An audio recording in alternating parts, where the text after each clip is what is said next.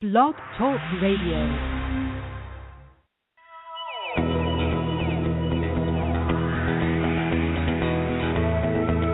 Welcome to The Mystic's Heart with your show host, Denise Iwaniw.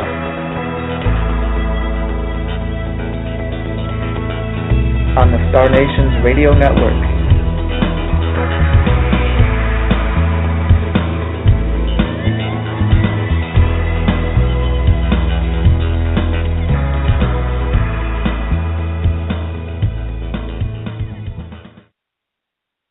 Good morning, everyone. Welcome to the Mystic's Heart here on the Star Nations Radio Network. This is Denise Iwaniw, your show host for this morning. And as we get ready for another beautiful Tuesday all together here at Star Nations Radio Network, I would like to give a great big gigantic shout out and thank you to everyone who helped Gathering Thunder Foundation not only reach but exceed our Heat Fund goal. We had a Rocket Hub campaign that was kind of chugging along rather slowly until 2 weeks ago here on the Mystic's Heart. I mentioned to all of the listeners around the world that we only had a few short days to make the campaign successful, and not only did you get the fire lit and really stoked, the fact of the matter is we reached our goal and we actually surpassed our goal.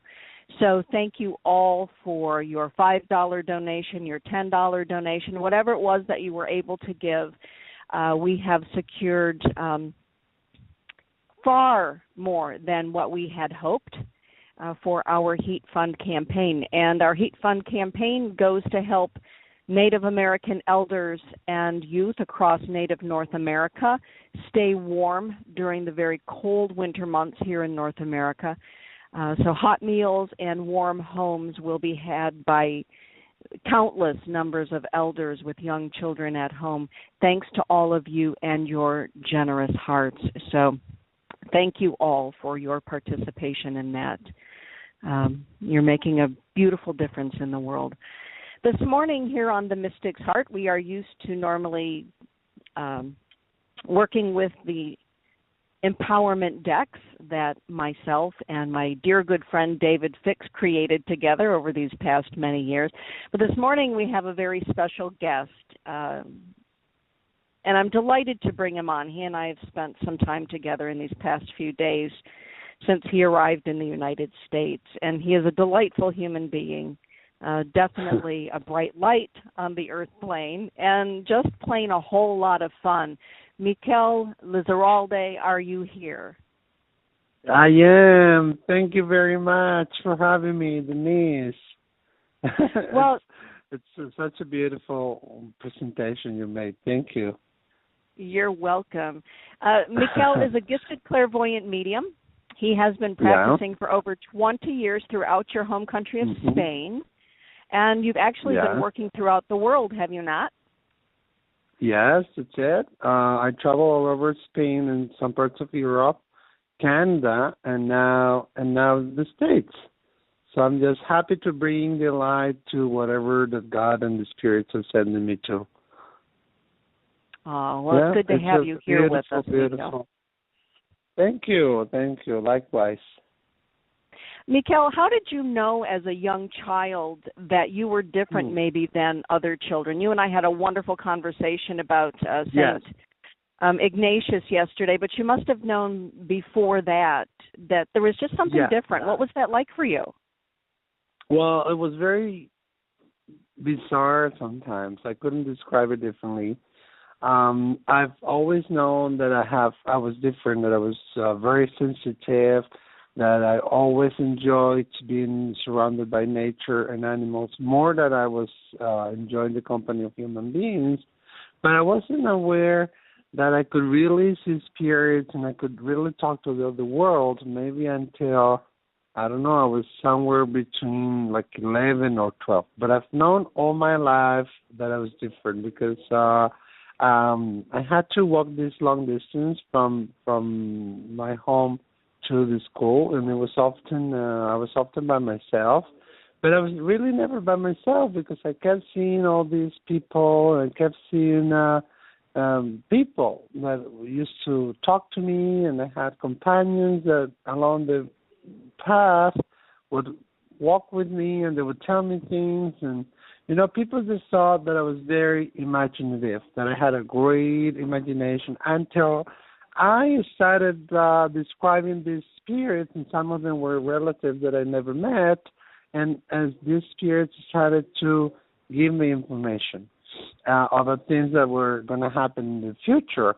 But I was also very sensitive to the energies. Like, for example, when people were not really accordance to what they were showing to the world, or if they had a double life or secrets, or they were doing drugs, or were just not nice people, I would just feel it. I would just feel that their heart was not in balance with what they were saying, and the heart was not as it seemed to be, and I would dislike a lot their energy, and sometimes even get sick.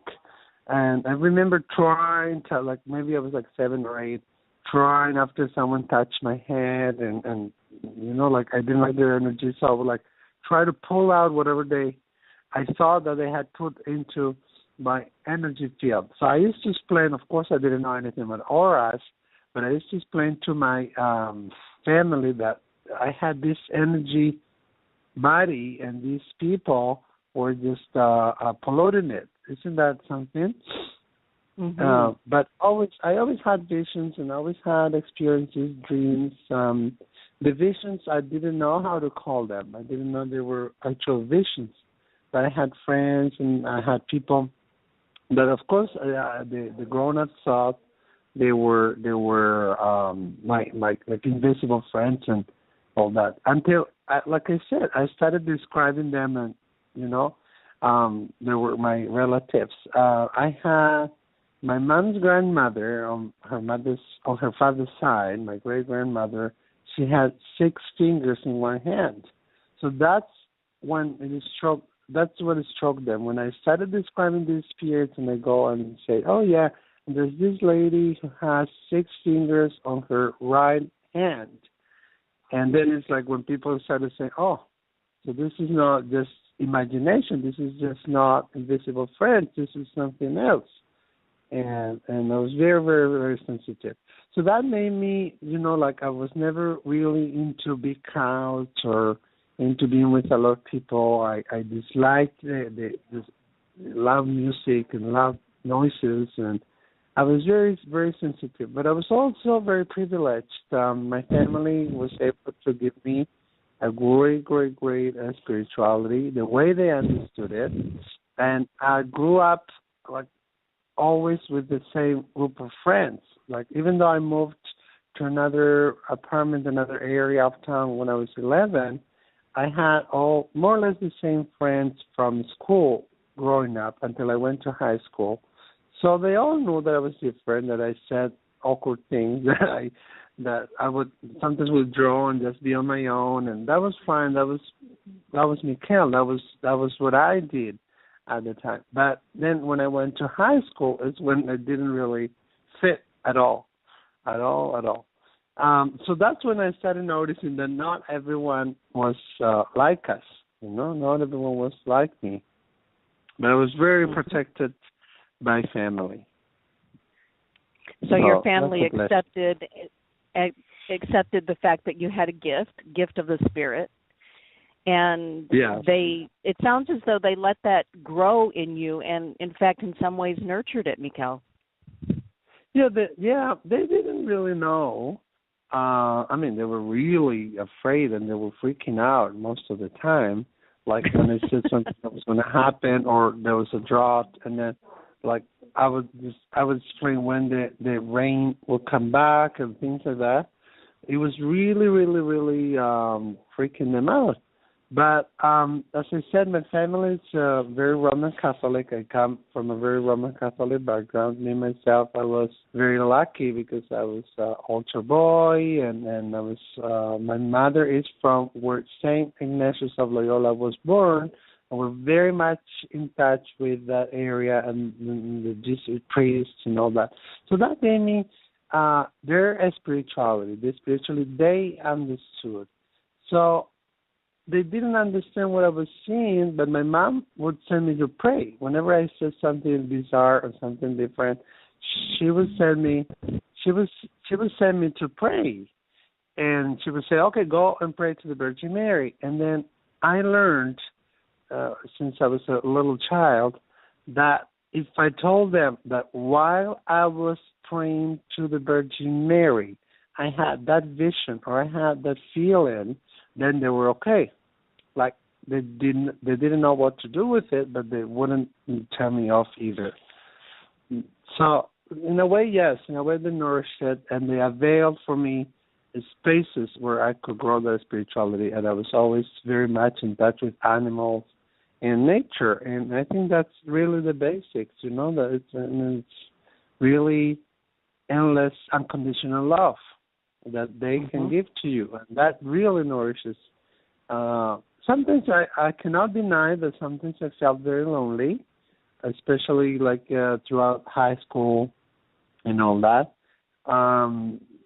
But that was okay too. That was okay. I did not understand why people did not understand me, and then I kind of tried to shut it down, but never really worked. So then I started playing with the Spanish playing cards, and I was actually able to read them when I was 14, and then like by 16 I was already reading tarot. So even though I'm young, I really started young as well. So, and I knew I wanted to make a difference in the world, and I wanted to travel the world, and and some of the things that I had seen as a child, visions that I had as I was like when I was growing up, now are happening. Isn't that amazing? Even like 20-something years ago, I was able to see things. Maybe not 100% accurate, but 90% accurate, which is wonderful. Are now coming together. Yeah. In a beautiful way. I'm curious about something. Yeah. You and I didn't get to talk about this yesterday when we were together. Spiritually speaking, this Friday evening you were you participated in the Inipi, the Sweat Lodge. Yeah. Yeah. And you're in the United States for the first time. Spiritually, what have you felt here that's different maybe than what you have felt while you were in your home country of Spain? Oh, it's very different. It's very different. Like I find that many places in Spain have this very thick, very heavy energy. Like when I was landing, I looked at Detroit from the airplane. Whoa, I had that energy wave like, oh my God, what is this? But I've never really been to Detroit City. And I'm very used to being in Canada. Like I've been like 10, 11 years now that I've lived there, and I go on and off, and I visit often. But it's nothing like I had expected to be. First of all, I love the energy of the land, this Michigan area where I am. I love the energy of the land. It's got a very nice, homey feeling to me. Like I was telling someone the other day, I don't feel foreign at all. I don't feel foreign. And then I did not know that there were so many native Indians and so many different groups, and that they would move like from one side of like they would go through the province. And I did not know that there were French soldiers here and British, that they would fight over the whatever treatments and agreements they had with the natives. So all that information came to me while we were doing the Sweat Lodge. And I felt like, first of all, I have to tell you that I felt very honored. Like everyone was really nice and really trying to accommodate me and make me feel comfortable. And that was beyond nice. And I really appreciated it. And then with all the visions and everything, they didn't stop. It was fantastic. But it feels home. It's funny. I know, of course, I'm not home, but it feels very close to me, very close to my heart. And then it's nature that I love the most. So energy-wise, even though it's a very young country, theoretically, it does not feel young at all. It feels ancient. and it feels wise, and also it's got this very light, homey, welcoming, nice vibration, like almost like enveloping me, almost like warming me up. So it's very different. Yeah, I love Quebec. I love Quebec and I love Montreal, and I when I'm not there, I miss it so much. But this is different. This is different. Definitely, I have connections here from the past. Yeah. Well, and when we were in NEP and you had experiences with spirits inside the lodge, and one of the grandpas told me how happy the spirits were to have you in the lodge because you came with such a good heart and such a beautiful heart. I wondered, what that was like for you. So thank you for sharing that with all of us. Because there is a difference when we go to foreign countries. There's a difference in the land because there's a difference in the history. But it was very clear that you could feel the ancientness of this land that predate, all of the colonization, etc.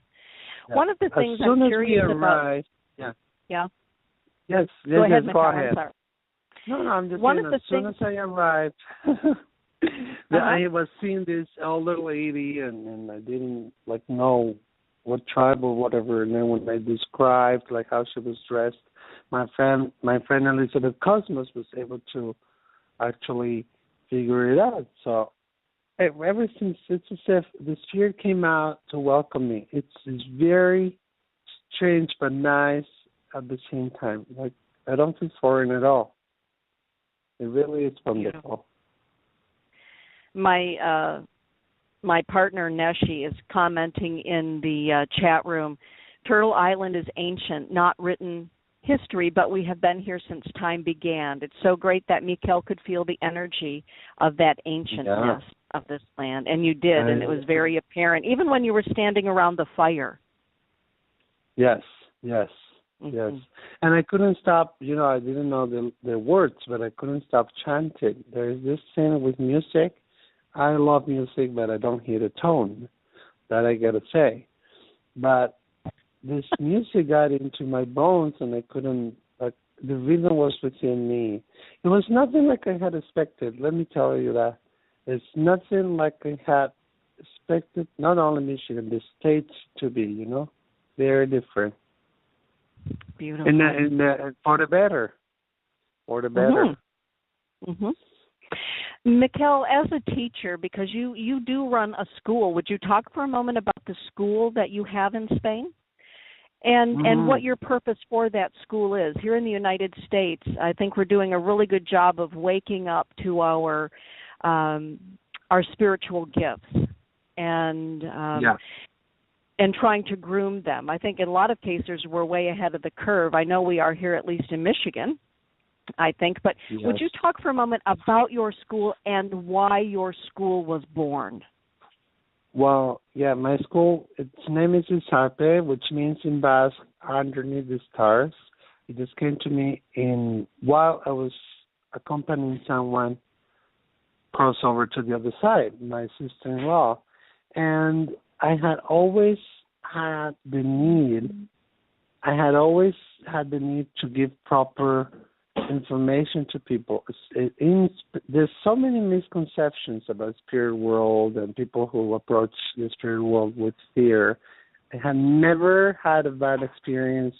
I had some funny and some awkward experiences, but never really bad experiences. And I think that there's so much manipulation and so much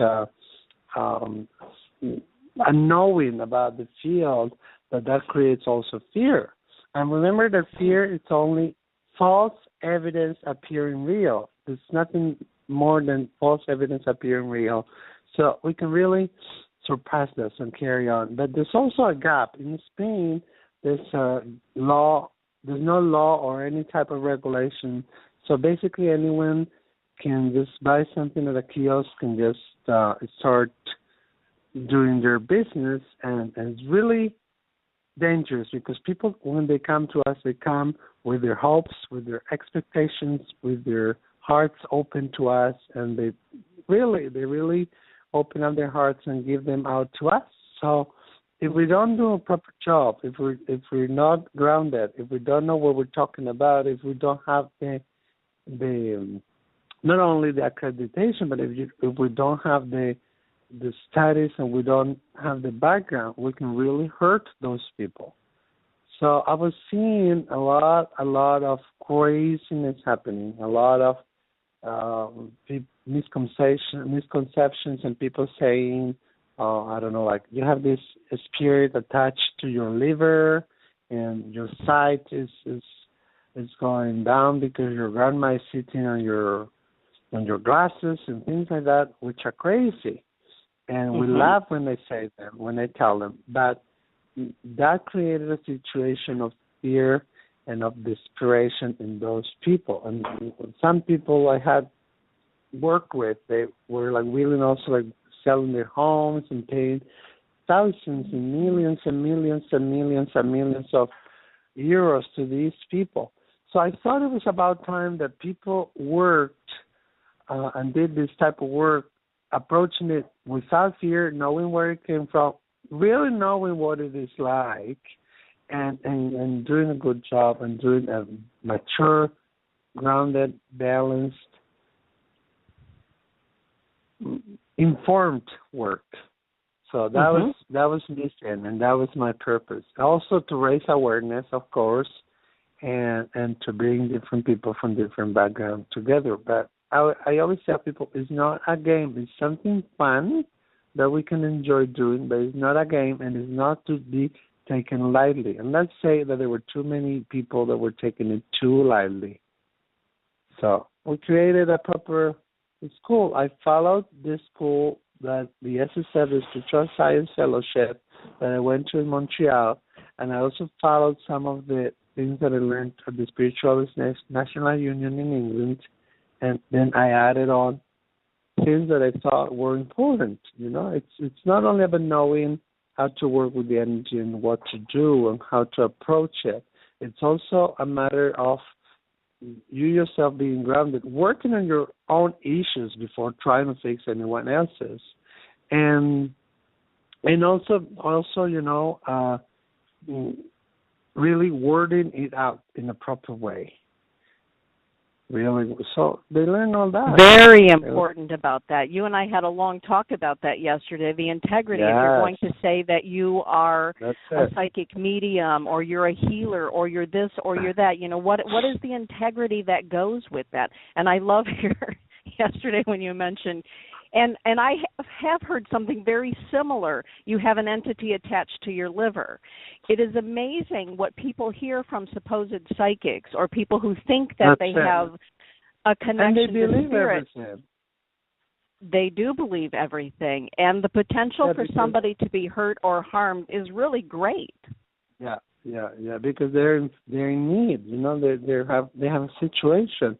So of course we can make mistakes. We're not gods. We're human beings, and we're not robots. So, but if we go as informed as possible, as studied as possible, and humbly and with from our heart, and knowing how to say things, then I'm sure that the damage will be much less, if ever. You know, sometimes I have this. Some students come to me and they have to like pass tests and everything. It's like a proper school. And especially when I'm teaching tarot, I find that maybe even before they finish the major arcana, they already want to go and start really doing readings in a very like professional way and charging and everything. I didn't start charging and doing it professionally, I don't know, maybe until 10 or 12 years were gone. But that's everyone's, it's their business. But I always tell them, how would you feel if you were really sick and you went to this doctor who is a practicing doctor, but is not a certified doctor, and is someone who just started medical school? Would you go to them? Would you go have a surgery with them? And of course they That's say a great no. question. Then when I tell them why not, they say, well, because they're not prepared. I would rather go to someone who's a certified doctor is registered and they've finished their studies. Then you can, of course, do masters and everything, but there's a minimum that we have to ask for. And that's for us to ask when we meet a professional. We should ask for credentials and experience. But it seems as if at this field, anyone can do almost everything. And it's like, and the study and the practicing hours are taken for granted, and it's very serious. You can really harm someone if you don't have that. So think about it. Would you go have a surgery with someone who just started medical school? Brilliant. I love that question. Yeah. And so, Mikel, what would you do if you had a student in your class and that student in your class who's going through the credentialing, you heard them say to somebody, you have a spirit entity attached to your liver and you're going to die in the next 24 months. How, as a teacher at your institute, do you handle something like that? Well, I never had that happen, but I had all kinds of situations happen. But of course, I would talk to them aside, and probably they would have to leave, because as soon as they come in, first they sign up a waiver, and second they meet up with me so I know a little bit of their background, and third they know what they can say and what they cannot say. So there's some rules that we have to follow. And one of the main rules is never give a message that is not asked for. Never give a message to someone that didn't ask for it. And then we have to take into account that spirit, really mediumistic messages are always uplifting. They give us hints and insights that we cannot get otherwise. And they can be verifiable. And it's never about imposing, it's never about manipulating, and it's never about trying people to get to do things. That's not a spirit. A spirit will never tell you, do this or jump off a cliff or whatever. That's something else. And that's not a spirit at all. So if I had that happen, I would probably ask the person to leave. And to apologize. But first I would ask them, like, what did they see, or what did they get, or where they got the information from. Elaborate that. Like what is their foundation? Where is their base? Where is this based on? You see, because one of the things that we learn is that everything, a spirit gives us has to be verifiable. So when we word it out, first, we have to give the information of recognition of who is it that is talking.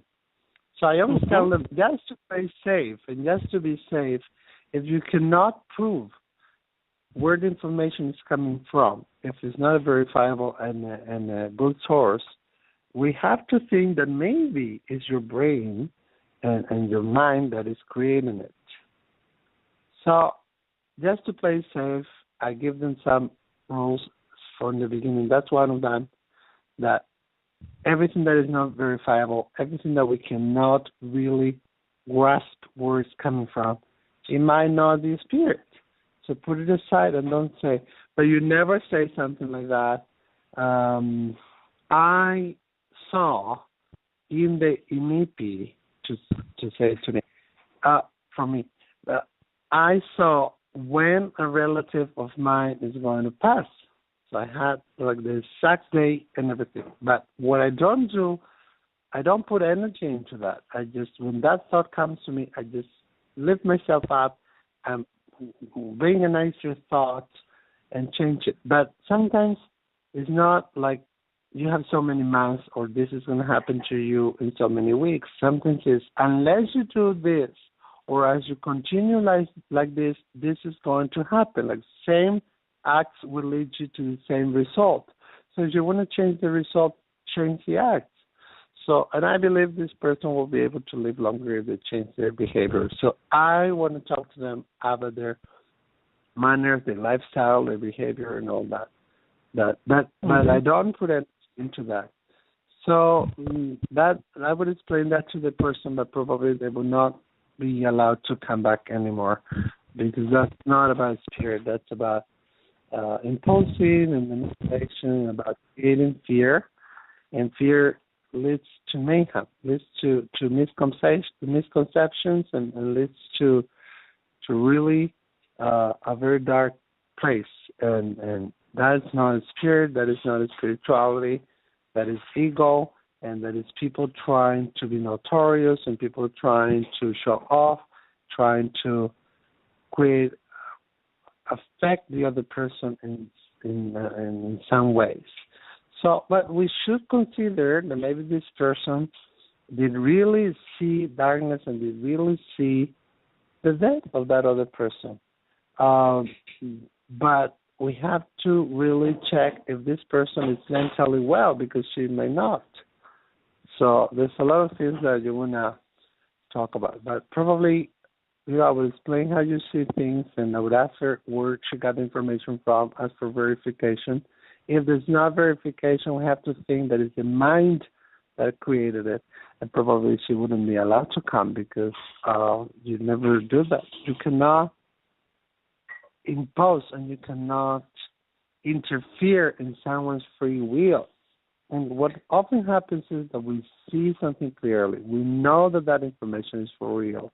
We know that that's certain, but the person cannot understand. They don't understand the facts that we give it. So we either say it differently, or we just put it aside, and when the person will be ready, then we can give it to them. Beautifully said. Thank you for that, Mikel. And yeah, I can talk forever, Yeah, well, and we had such a wonderful conversation yesterday afternoon, and I hope that you come out this afternoon to where the new school here in Michigan will be, right? Sure. So that you can see that. Beth Cosmos, will be there at 4 o'clock. So, and I'm only 4 minutes away. So, yeah, Star Nations Academy and work with Star Bright Institute. You and I linking up resources across the pond and creating something together so that we have a similar model, but one that works here in the United States, right in good old Lowell, Michigan. But the integrity of all of this is such. You grew up Catholic, I grew up Catholic, and I had the blessing of having training with Roman Catholic nuns and having a Roman Catholic spiritual director, and I still have a Catholic spiritual director. And one of the very first things that my spiritual director talked to me about are the challenges that people such as myself and you face every day with regard to how we're tested, whether we're tested through gossip or we're tested through spirits trying to test us, et cetera. How are we going to use our gifts that we have? And one of the things yesterday we started our meeting off with ceremony, and we talked about the need for light and bringing light to the world.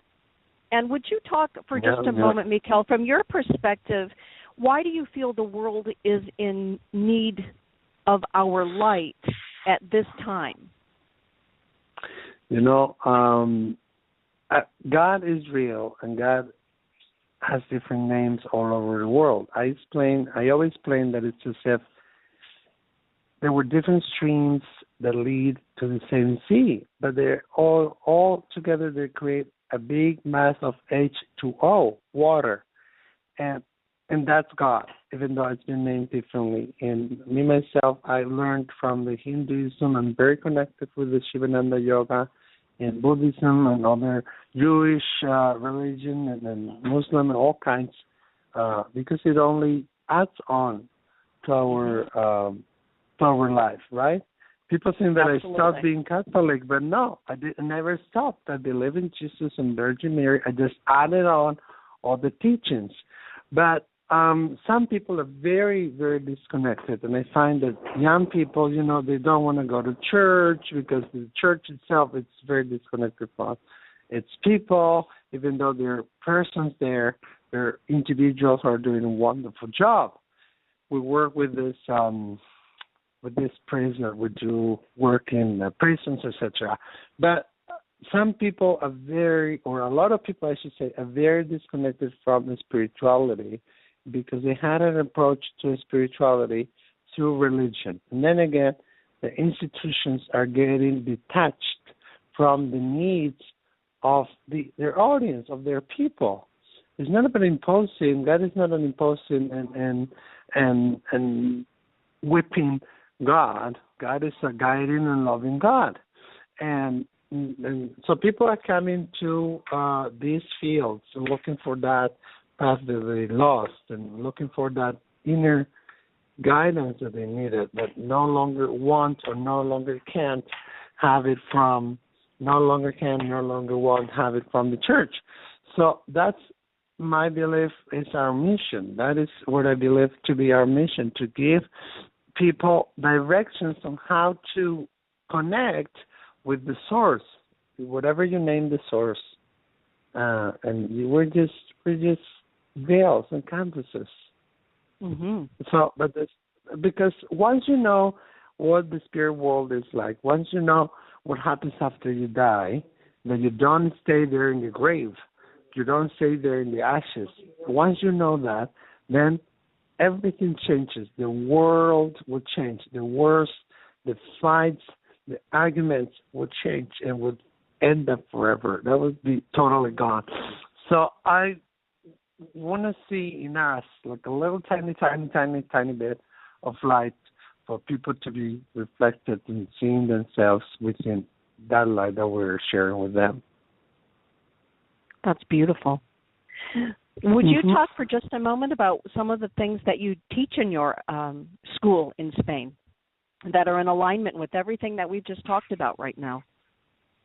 Yeah, well, I teach psychic development and tarot, but then we have a whole program, and in the program people can learn things like palmistry and graphology and astrology and Pythagorean numerology, Reiki, Amadeus, all kinds of energy work. We now have in December mindfulness, and they're coming from the States actually to teach. But we have all kinds of courses that are not only for people to get the certification, but I try always to bring new things or things that I think that people can benefit from. We organize conferences, and we have, like last year we had Robert Schwartz come, and we had from Canada guests and from India, and we have some Native American, hope to have more. So I try to bring about different teachings from different parts of the world, from different backgrounds. We had some people from Israel too, so people can learn how to approach to spirituality, and by different roads, they lead to the same place. So we have all kinds of courses, but one of the most popular ones is Healing the Inner Child, and we have this course on transpersonal psychology for people to be able to see the needs and see the need of that other people might have to go to other professionals and how to deal with that. Never to be to act as a psychologist, never. But to have some guidance on how to send them to another, maybe more needed professional. But really, it's about meditation, it's about concentration, it's about growth and inner work, and we have nameless courses. I think that right now we have about 30 courses. So it would be difficult for me to sum them up here, but yes, that's like an overall look. That would be like an overall look. Mikel, so what do you think of the young... We're going to try maybe to bring that here. Right. Sorry? And do some partnering with Star Nations. I think it's marvelous and exciting, very exciting. One of the things we talked about yesterday are the young children that are being born right now. I refer to them as star children. They are. What are your thoughts about the young people that are coming into the earth plane right now? Well, they're definitely here. Our children are the leaders of the future, and they're definitely here to change the world. It is also true that the system will resist and will have some resistance to change, and that will create hassles. And we'll see some parts of the world almost like dividing. Like the population divided in between two very different extremes. But these children have come to the earth to change the world and to let us know who we are and let us know where we are. And they are really the light. We're talking about the light, but they are really the light. So why don't we all act like children? Why don't we all become open and aware like the children? They don't judge, they don't criticize, they just want to learn, and they're open, and they just go there with their hearts. So there are teachers, our masters, they really are gurus. So they're there to show us the way, to show us the path. And I think it's the only way. So heaven is sending them to us, because otherwise, if we were not able to make the change with which we will be, the world will come to an end, will come to a very catastrophic ending. So the heaven world is sending these children to us to show us the way, to show us how it was done in the past when creation started, and how can we do better, just becoming aware and open like the children. And Mikel, for our listeners, we have listeners all over the world that are tuning in this morning to listen to the show, and some may be wondering if their child is gifted. What are some of the things that these children show or experience to let people know that maybe they are one of the gifted ones who have come here? Well, that's not really my expertise, and I know there's different categories, and it would be difficult to summarize them now here. But usually they're very bright, very, very, very intelligent. They start walking before the age of 1, and they start talking, and they start writing at a very early age. But the most outstanding characteristic, I would say, is that they show so much interest about everything. They just want to learn everything. And they're very sensitive. They're very empathetic with people. They tune in to people's emotions and people's hearts, and they just become like an extension of the heart. And they have vivid dreams. They have invisible friends, which are really spirits. They can see into the future, and sometimes they can see also through the walls. Like they can even be able to describe what's going on in the apartment next door, because they can really see through. And they're very, very much in tune with nature, and they hate killing an animal or a bug, or they're very, very sensitive. But some have a lot of difficulty dealing with daily life, dealing with the earthly pain, because remember, their soul, it's in and out of their body. It's not entirely within the body. So it's like it's boiling it out. It's like it's coming all out of the body. And sometimes they're mistaken with hyperactive children, or children with attention deficit disorder, and that has nothing to do. There's not a student that is bad. There's not a child that does not want to study or does not pay attention. It's the teacher that does not reach the needs of that child. So bear that in mind, that as our parents, we have to be very aware of the needs of the children, of these children, and don't treat them as if they didn't know better, and they're very mature, so they will ask for proper explanations to everything. They will not just accept any explanation. They will want to be explained. And sometimes that goes with a very sensitive heart, very sensitive skin, very sensitive body, also to some chemicals and some foods. and with a very bright brain. So they're really there to guide us, but they need our guidance too. They need our guidance because so they can be misled. But remember, it's the teacher is the adult that does not reach the needs, that does not understand the needs and act accordingly to the child. But sometimes they need medicine, some of the children, but most of the cases can work without medicine. It's just we don't even try. That's a great point. And they miss the home. Of course, I said this deficit disorder. Well, I don't know here, but in Spain, they go to school at 8:00, then the granny gets them, then this, that. So maybe they see their parents from 8 to 10 p.m., and we're always telling them off and shouting and telling this all kinds of things. So, of course, they're going to develop the attention deficit disorder because they have attention deficit.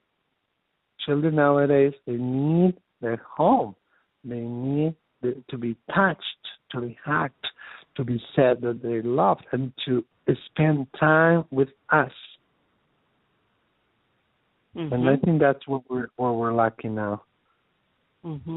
More interaction with the physical world, and not so much perhaps the cyber world. Yeah, and also, they're often by themselves, and the only time we see them is in the evening, and then we're just shouting at them.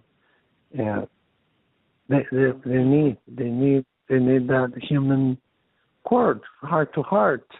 But anyways, it's a great and big field, so I couldn't sum it up like this. But they're very be traced easily, with the emotional issues, sometimes the physical issues, the brain that is really bright. They will not accept anything. They will not study, and they will not want to go to school if it's not almost something they have to work for. If it's very easy and if it's boring, they might give up.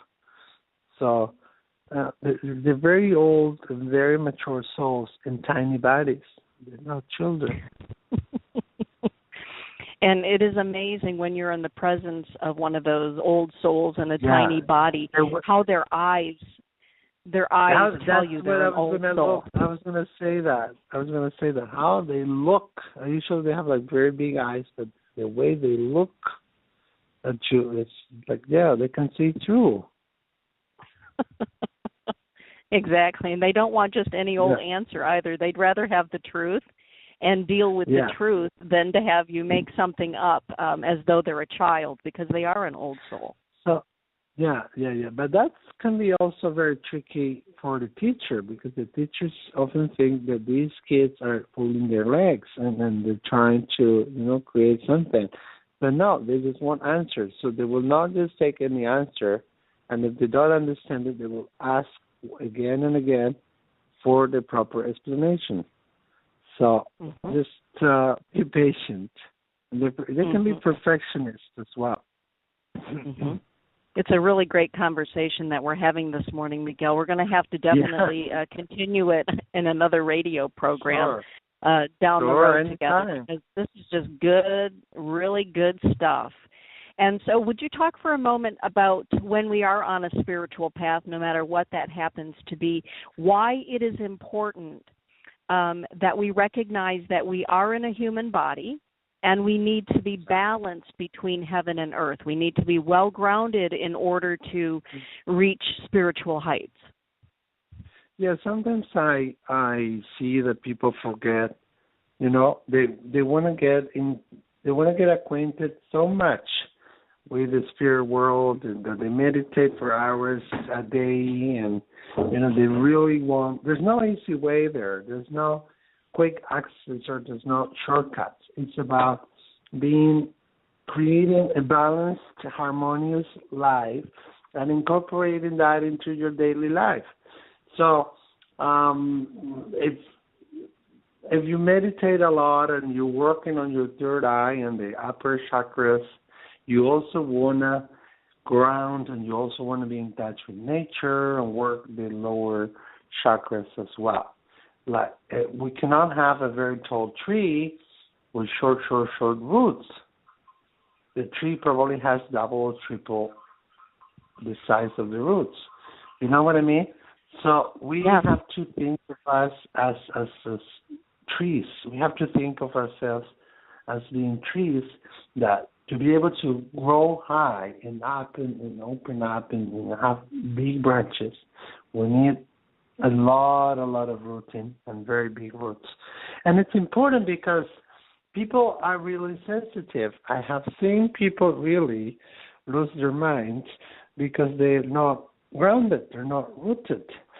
Does this mean that we all have to be like in Zen position? No.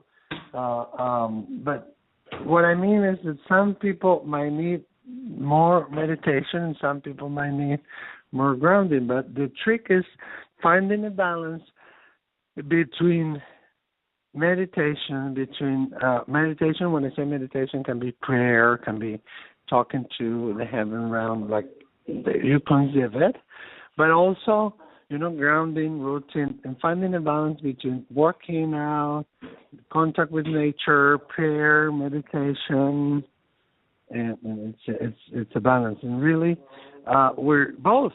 We're mind and body and spirit. And so it's about balancing all together, You have to have the dough of the pizza, but also the ingredients, and you have to allow the perfect hand to mold it.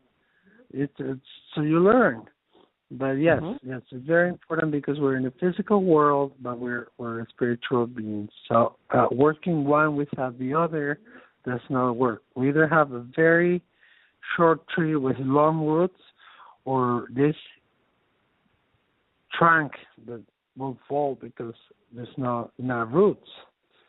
So it's really about balancing out. And some people are very, very, very, very sensitive and emotionally, they empathetically, they connect to the other world and to spirit, and they take on, especially if they're kinesthetic, and maybe we can talk about that another time, they take on the other persons of the spirit's issues. So as if they were their own, they don't know the difference.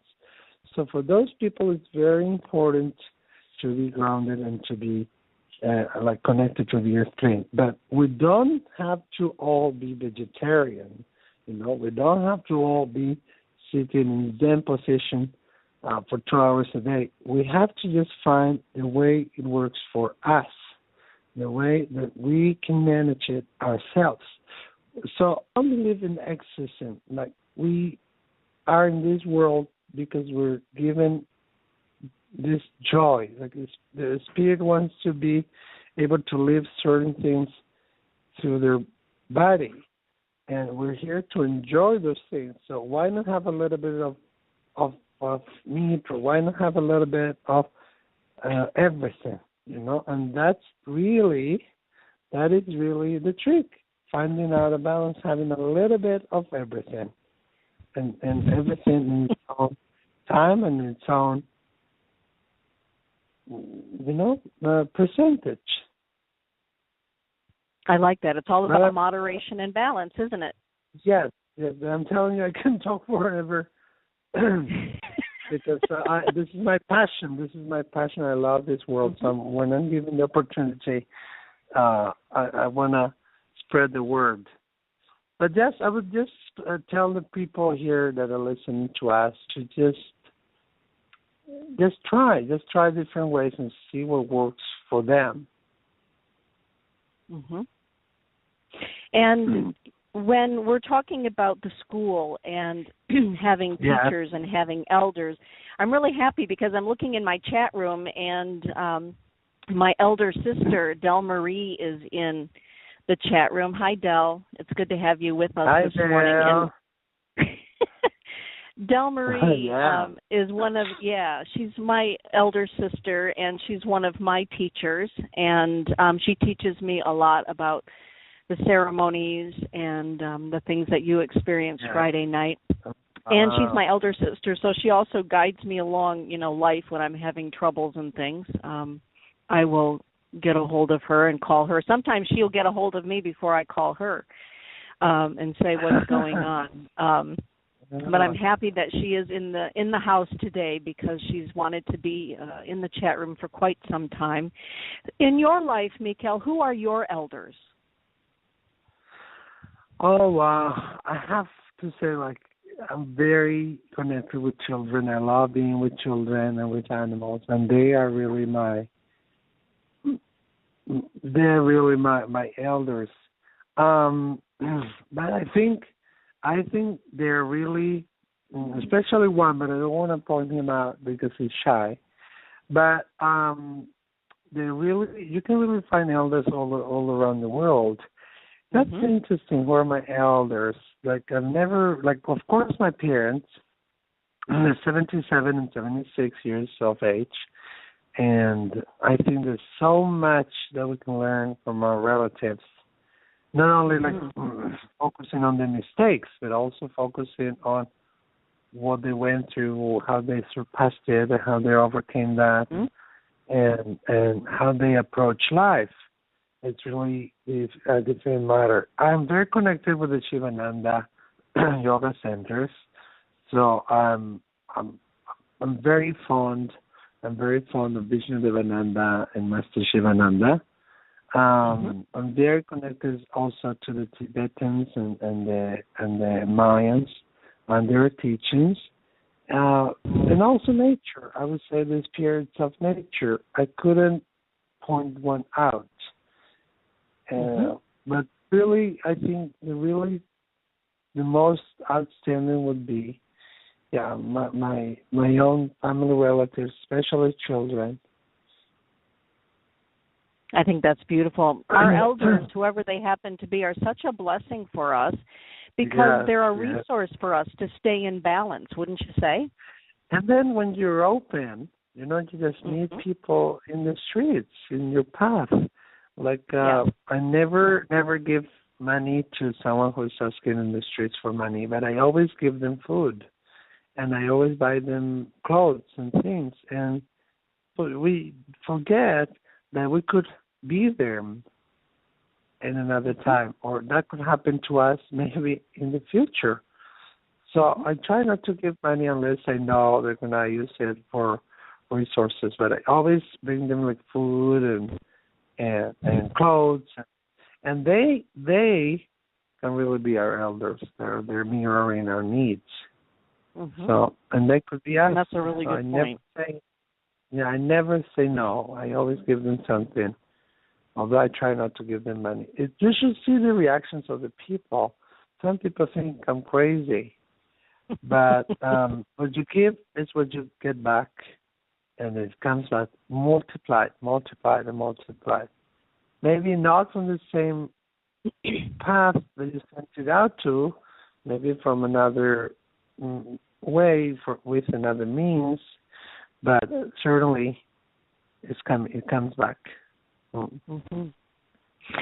Mikel, we are down to the last minute of our show. This hour has just flown right by. And so in these last few seconds here, what would you like to leave your audience with, and how can people get a hold of you to learn more about you? Well, I have my English site is Mikel Lizarralde, LIZARRALDE.net, but I'm on Facebook and Instagram too. But I would just like to say not to be afraid of spirit. A spirit is not something that is there to possess you or to get a hold of you. A spirit is our relatives, it's our helpers, it's our guides, it's our elders, it's our nature beings that are there to lead us and teach us and show us the way in a harmonious way. So if you approach them harmoniously, you will really, really, really get acquainted and connected with them. So do not be afraid. There's nothing to be afraid of. Forget Hollywood. Forget Hollywood. Exactly. That's with that, Mikel, thank you so much for being my guest today, and thank you for the integrity that you hold in the work that we do. And I look forward to our work together. And Likewise. thank you for being the blessing that you are. Thank you so much for having me. It was a real treat. Thanks a lot. You are most welcome.